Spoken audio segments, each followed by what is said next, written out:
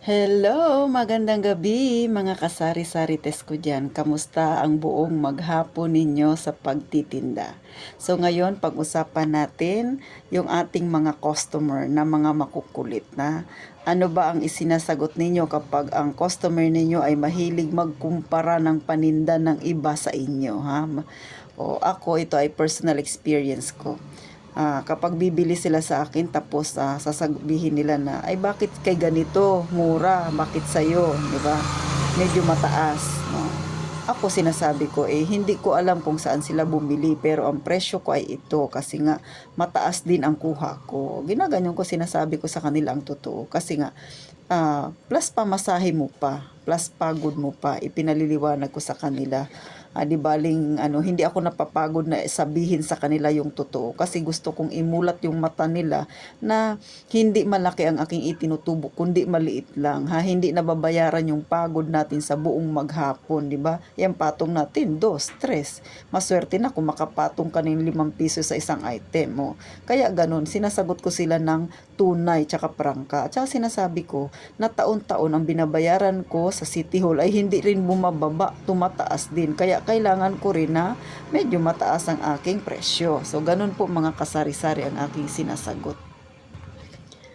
Ikalawa, kapag mahilig silang magkumpara ng mga paninda, ako kasi pagka parang siyempre hindi yan maiwasan, may mga chismis yan 'Di ba? Sasabihin nila sa iyo, ay kay ganito mahal, parang gagawin nila kunwari mas mababa sa iyo. Ba't kay ganito mahal? Hindi ko sila pinapatulan kasi pagka magko-comment kayo doon sa kabila, ang mangyayari niyan, pag bibili yan doon sa kabila, magkukwento din yan kung ano yung ikinoment mo sa kanyang sinabi. So, mangyayari niyan, magkakaroon kayo ng kaalitan ng kapwa ninyo may tindahan. So, ganun, mahirap po yun kasi hindi maiwasan na mayroon talagang taong mahilig maghatid lumapit.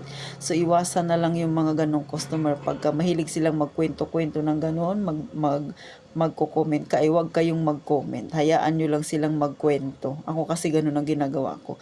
Pag nagtatanong sila na bakit ganito sa kabila mahal, bakit sa'yo mura, ang sagot ko, baka naman mahal din ang bilin niya. So, yun lang sinasagot ko. Wala na akong ibang sasabihin. Kasi, ang mangyayari niyan, pag magko-comment ka, ang lalabas niyan, ikaw na naman ang masama. So, kayong mga may tindahan, magkakaroon kayo ng away, di ba? Samantalang kagagawa ng customer yan. So, iwasan yung ganung usapan. Kapag ako tinatanong, bakit mura sa akin? Kasi may ganung mga customer sabihin ko, medyo mura din ang aking bili. Pero hindi ko pinapatulan yung mga sinasabi nila. Kasi pag pinatulan mo yan, mahirap, baka mapunta tayo sa barangay. Ipatawag tayo ni Kapitan. So, kayo mga kasari-sarites, paano nyo ba hinahandle ang inyong mga customer na ganito?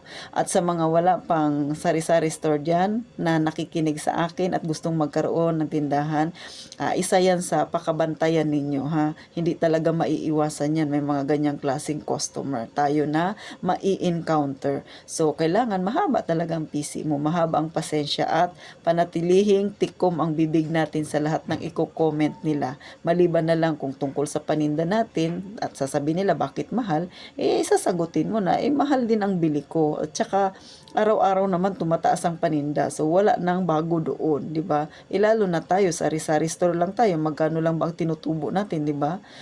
Kaya, ako, mas pinipili kong maging tapat sa kanila, para wala silang masabi.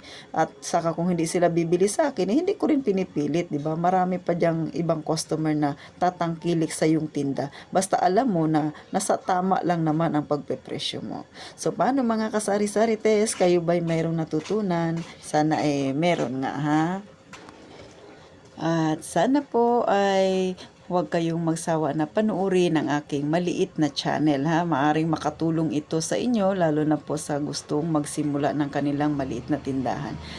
Suportahan niyo po sana ang aking YouTube channel at huwag niyo pong kalimutang mag-subscribe, Pwede rin po kayong mag-iwan ng comment at babasahin ko. At sa mga gustong madagdagan ng aking kaalaman, welcome po kayo na mag-suggest na pwede nating pag-usapan, Huwag po kayong mahiyang mag-comment. Salamat!